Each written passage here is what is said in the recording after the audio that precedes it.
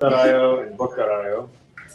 And so, in putting this presentation together, I'll be as quick as I can be. I'll be quite fast. But I was trying to think about just the overlap of what we're doing in our project, and then what you guys are doing as Intersect and governance in general. And actually, if everybody on all the other committees that are ICC members and individual members die, I'm actually third alternate, so I could actually possibly serve. It would be a catastrophic event if that happens. I'll kind of jump in. So I thought it was interesting to think about the race that's happening here right now, and that the Indianapolis 500 started in 1911, which is the same year that IBM started, which is pretty insane, right? So IBM was the predominant, the biggest tech giant forever through, the 60s and into the 70s, and even into part of the 80s. And it was unthinkable that something would outrival IBM as its hardware company until Microsoft comes on, right? And this is their 1980s logo, which I think looks like you could ride the lightning with it. It's awesome. And so and then we go from this world of, we didn't think that, IBM could ever be beaten, to now a software company is beating it. And then again, in the 80s it wins. And then of course we have Apple that overtakes them, right? Which was also unthinkable.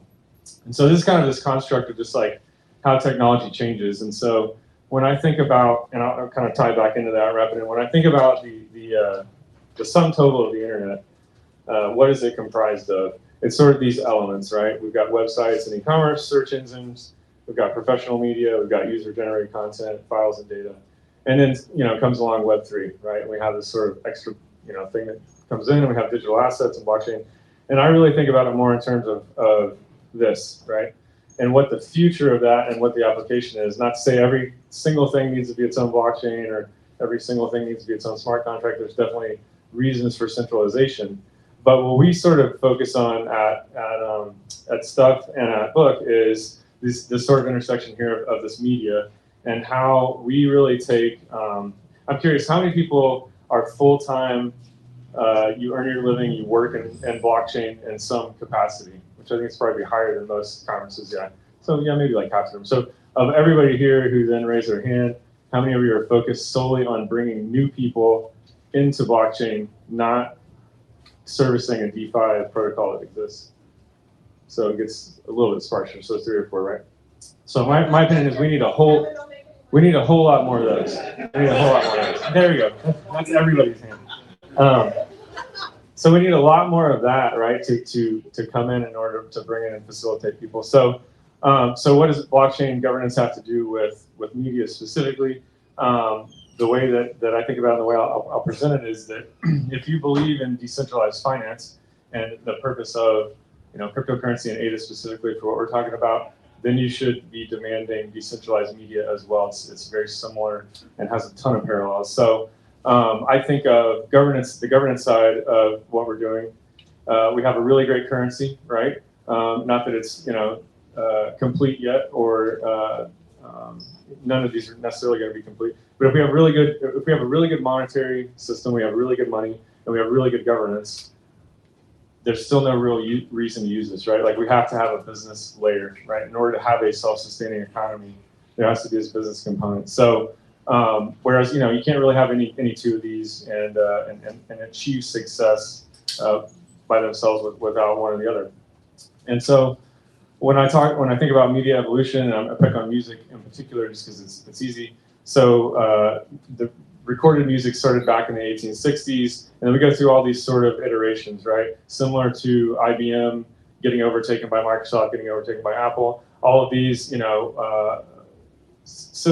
technologies existed to transmit music, and at the time when they were invented, it's sort of unthinkable that something would change that.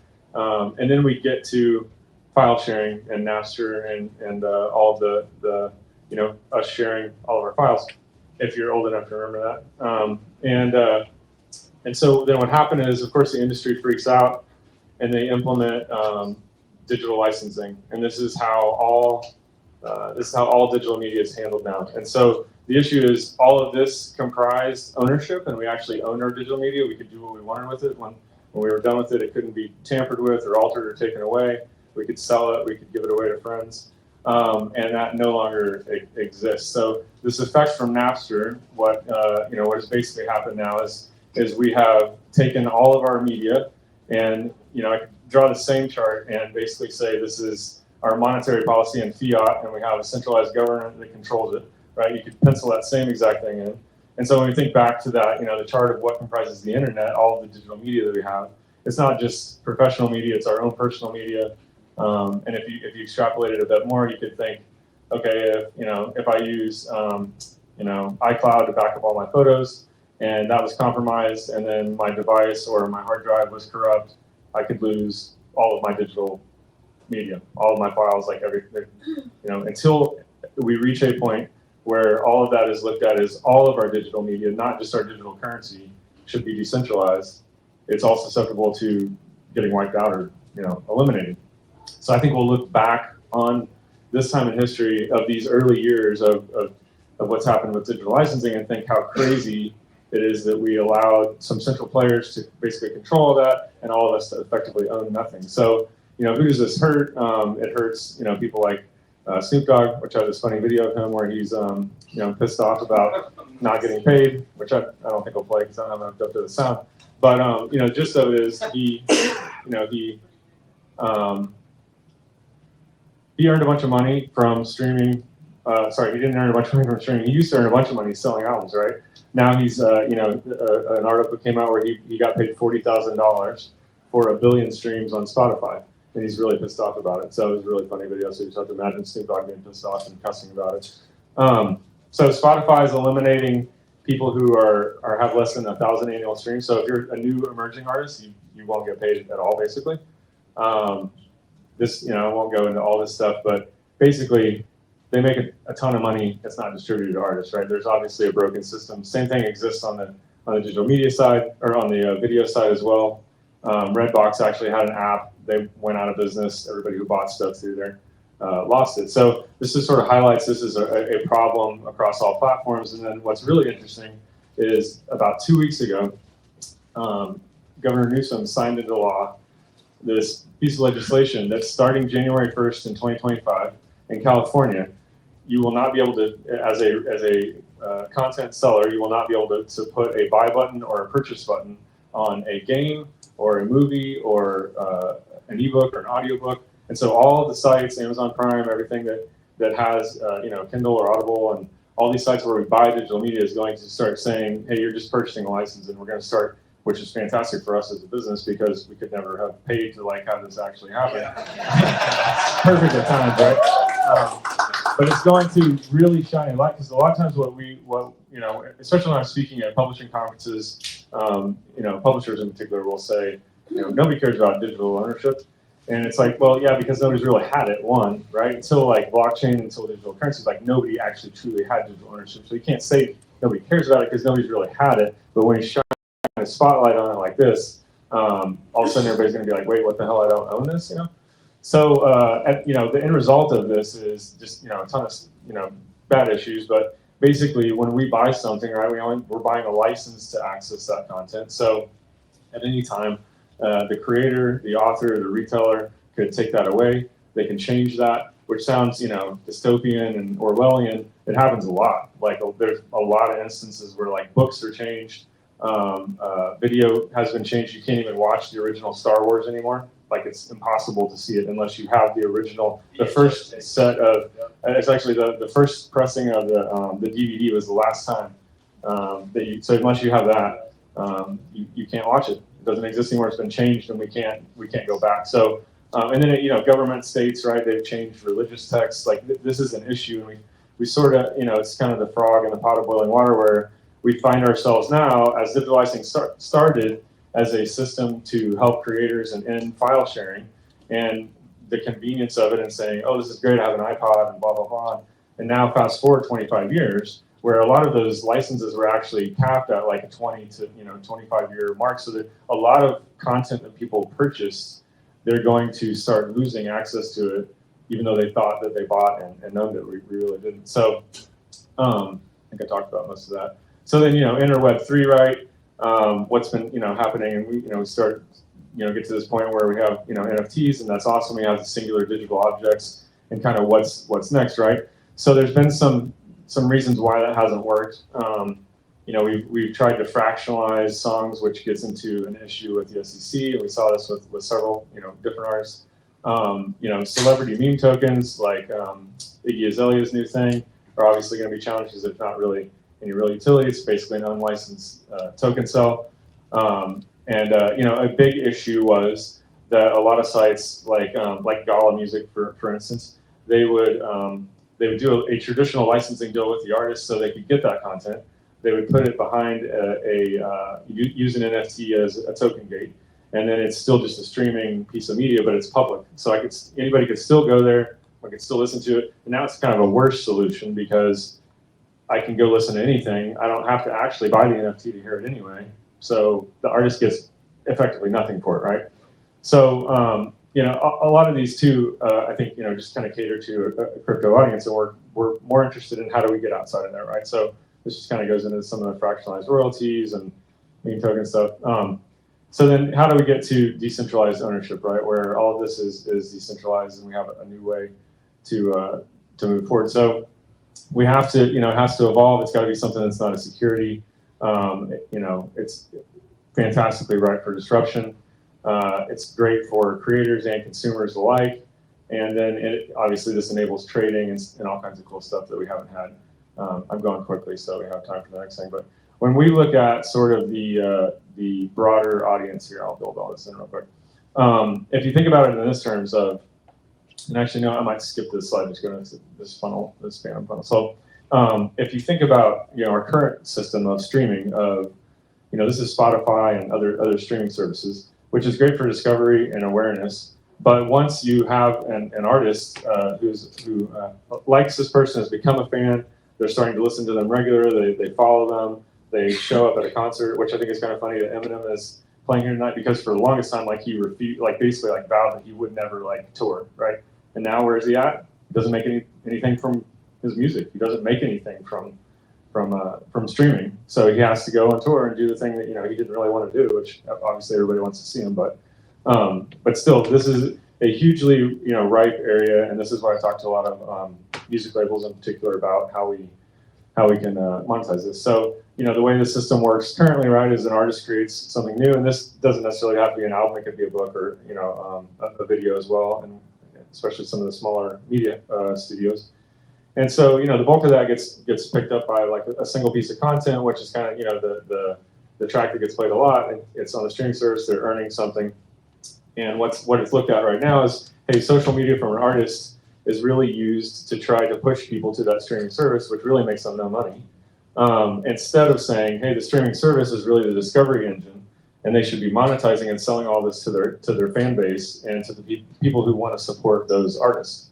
So when we break down, kind of blow out those elements, then we have music and audio and video and photo stuff and other exclusive things. And I won't dive too deeply into this, but right, there's a lot of things that we're missing that Spotify has sort of homogenized, right? And back when I could buy a CD, I could go buy the import CD and it had 2 extra tracks, or I had a CD-ROM and it had a video, some video behind the scenes, or I could get an acoustic album.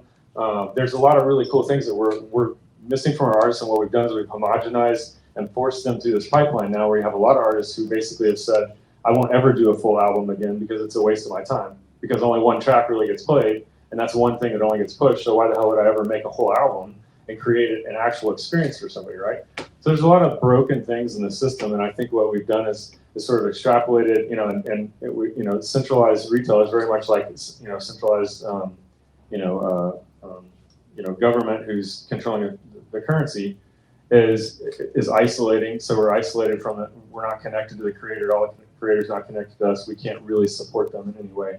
We can go to the shows and stuff when they're in town, but giving them an easier way where we can do this, right? So what we're empowering them to do is they can sell any type of content. It could be their new stuff, their old stuff, anything in between, in any sort of format that they want, and only the single owner has access to it. And that's really what we are focused on. So this is an update that we're about to roll out to our platform, where we actually show you, this is your shelf of the things that you own, and we can now show you your total value of it. Obviously, if you open your Kindle shelf, your value has nothing because you can't do anything with it. But then you have individual assets too, all with individual values, right?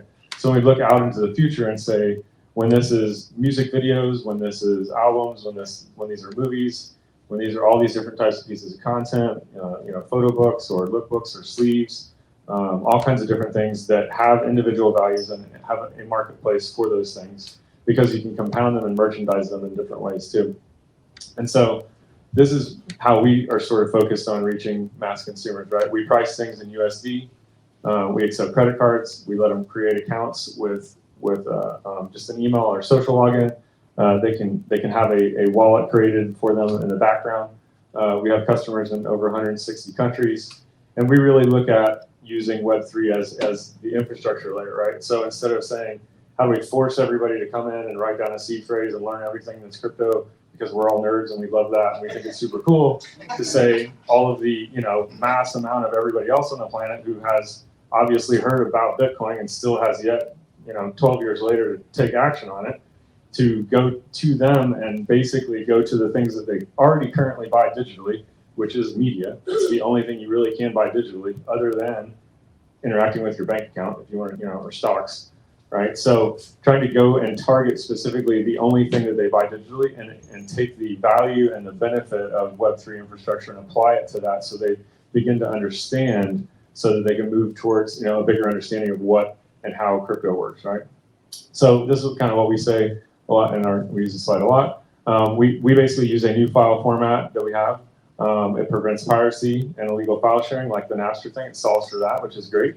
Allows fans to then buy and collect and resell it, increases viral engagement, and monetizes their social channels, right? And ultimately makes some money. So in our system, I'll just build this in real quick, but basically, whoops, the back one, went too far.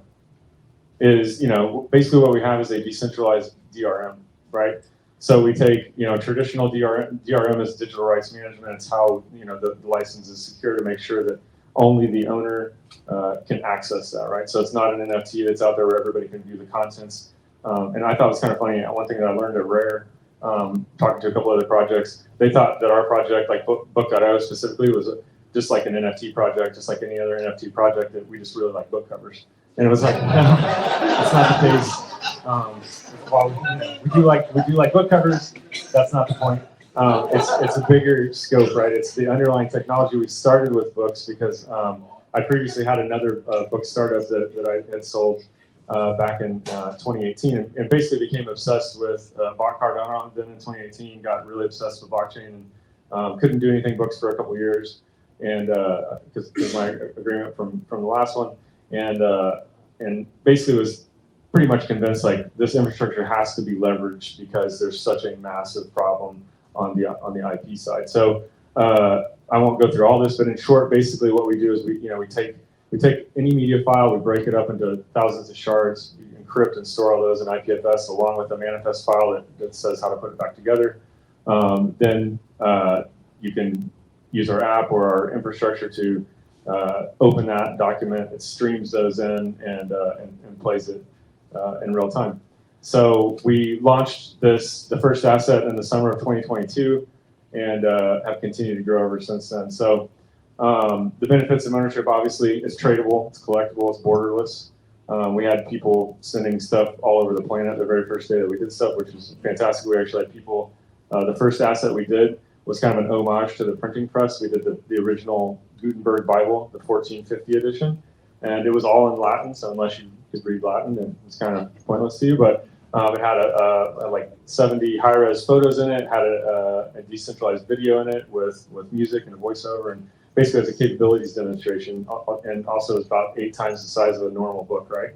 So that first day, we literally had people saying they were sending those to friends in China, which was awesome because we were like, oh crap, like we might be on some kind of list now.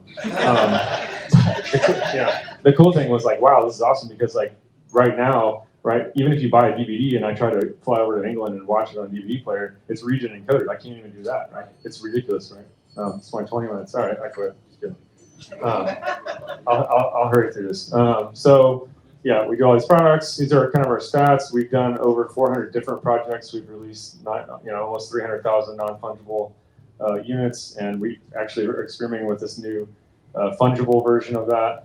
And we support 5 blockchains. Ada was our first one, and the one we believe in the most, and have a great relationship with Charles and his team. We sold a 45-minute recording of a meeting we had and made $650,000 in 4 hours. Right, it's pretty insane, and really, which is great for us as a company, right? Because it helps us continue to build this stuff. But really, from an artist perspective, to say if I have an audience of 40,000 and I could sell something and make over $500,000 in a day, that doesn't exist right now for an artist at all, right? So when you look at artists that have way larger audiences than that, it really starts to magnify. This was our first music album we did. This artist, he was actually a guy from the Cardano community that was one of our fans. Sold 1,700 units, made $23,000, and literally did the calculation. It was like it would take me 350 years to make this much money from Spotify royalties. We've done stuff with some New York Times bestsellers. We did a video of Charles. It made over 300 grand in 2 days. We did this as a fungible media test as well. Right, and his following, right, is just under 1 million people. So an artist with just under 1 million people would look at this and say, I don't make $300,000. If Snoop Dogg's making $40,000 for his billion streams, he can make way the hell more money, using something like this system. So what we do is start to look at this as these kind of microeconomies, and I have an example here too of this one where this is with the 1975. They sell a music video first. They sell a pre-release album. If you have both of these, you automatically get a single. They could sell an interview. They could re-release an anniversary edition with tracks they didn't put on their first album. If you have that, then you could have access to buy limited edition merch. And then if some combination of these would give you early access to purchase tickets. And then if you go to this event and you purchase that ticket, then you have access to buy the live recording. This type of merchandising, obviously doesn't exist at all, and it applies not just to music, but to video as well, as books, any type of media. So, and this was sort of taking a look at these artists. So this is the 1975 social following, and this would be, basically taking their total social following, looking at only 0.01% of their total following up to 1%, and on 8 events, they earned $46 million, right? And how we look at this is an average revenue per follower, right? So to shift their mind, instead of saying we're just going to throw something on Spotify and hope that it does well, to say how do we look at our social following and how do we actually monetize that? I won't go into all that, but anyway, so we're venture backed by these big companies and have these great advisors, and I think we're entering into this golden era of media. And our mission is to decentralize knowledge of media, and blockchain obviously is how we're going to get there, and governance is how we protect that, just like our money. So the work that you guys are doing, I just want to say thank you, because I know I don't have as much time to invest into the governance side of it, unless everybody dies, like I said on the ICC, and then all of a sudden I will. We'll try not to. Yeah, try to stay alive so I can keep working on this. Yeah, that was it. That's all, and I think we got maybe a couple minutes for questions.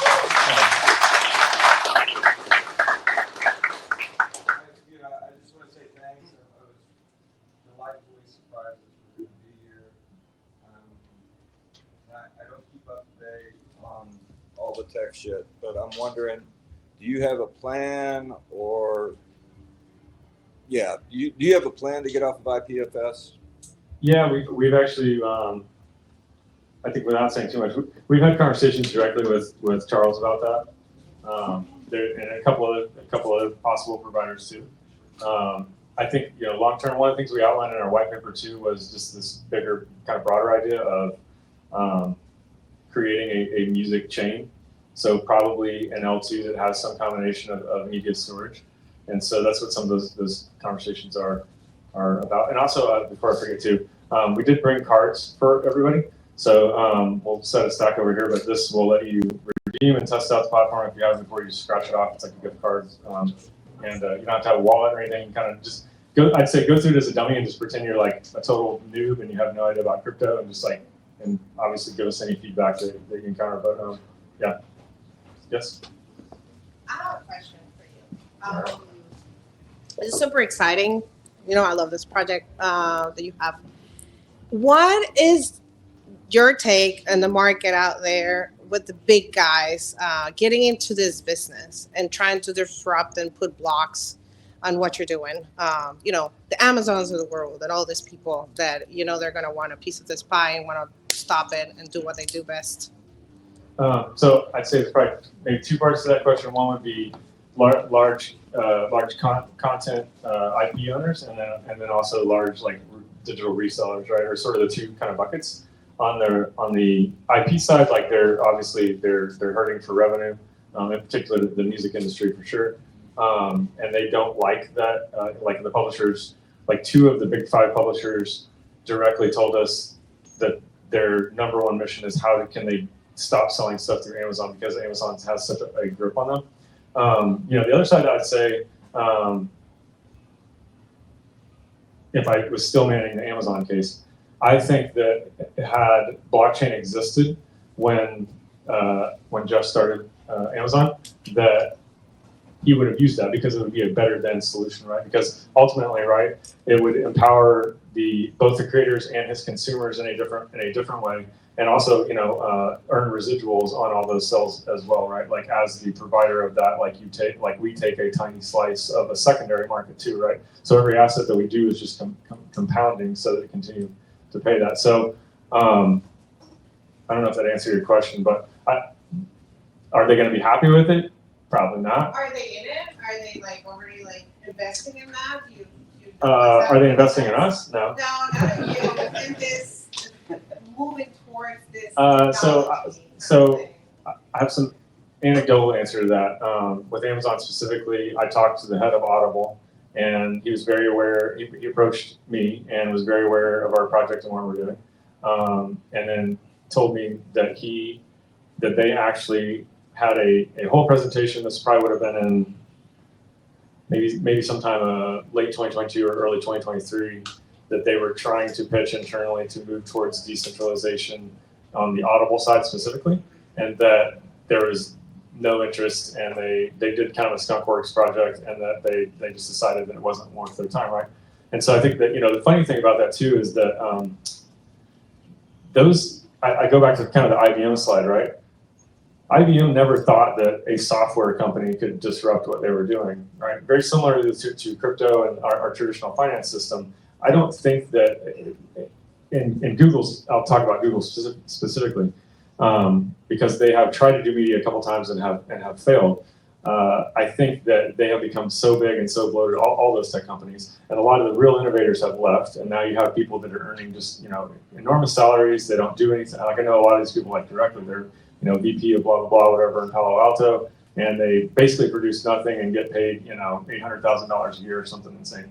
I think a lot of the drive from those centralized companies has left, and so there's little interest, which kind of presents a huge opportunity too, because they're not looking at blockchain like a real viable thing that should be implemented at grand scale, which is great for everybody who's, you know, in the space. Is a ton of opportunity, and I think very much parallel with the Microsoft thing, right? Like they would have thought like that's insane. A software company would never be more valuable than us. We make the actual computer, and so the same thing I think about with Google and Apple. Like not, you know, they've kind of done some periphery blockchain stuff, and we've had conversations with you know a few of them. And I used to actually in the last company we sold books to them in bulk, and it was very funny. Like the way that Facebook and Microsoft, all of them that approach technology, is very much a giant conglomerate that wants to go very slow and not do anything too crazy.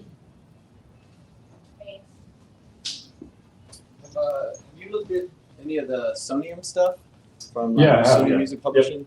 Yeah, we actually we've had some conversations with them, and through our we're one of our investors is Bertelsmann. They own BMG Music, and they used to own Sony, and so we've had some conversations with them. Well, I got their 8 handle. Oh, nice. Okay. Way to go. All right. Is that good? One more? Okay. All right. Go This for it. isn't blockchain related, but you mentioned you have your own format for your books that you created. Do you have a reader for your books, or how are they accessed? Yeah, we have a reader, and it's available as an iOS and an Android app, and then also as a web-based app.